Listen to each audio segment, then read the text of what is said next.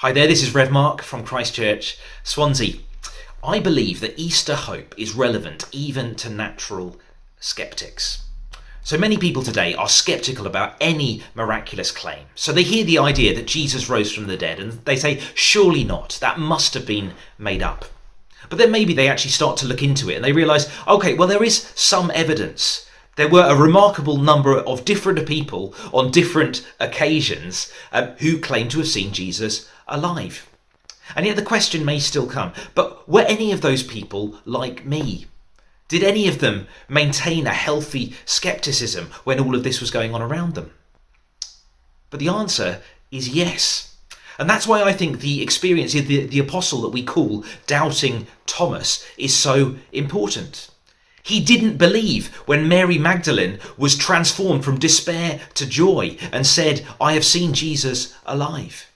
He didn't even believe when 10 of his fellow apostles at the same time all were transformed in exactly the same way and said, we've seen Jesus alive.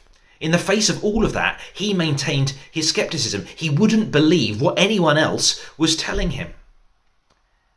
And yet a week later, something happened that changed his mind on the subject.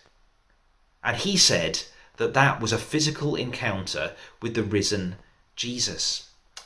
And I think this bit of evidence is so important if you are a natural skeptic.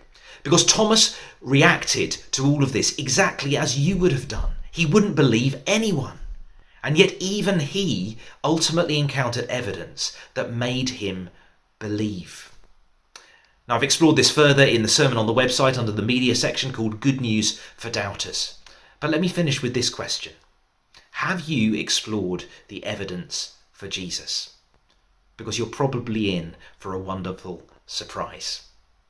Pope Bendith, God bless you.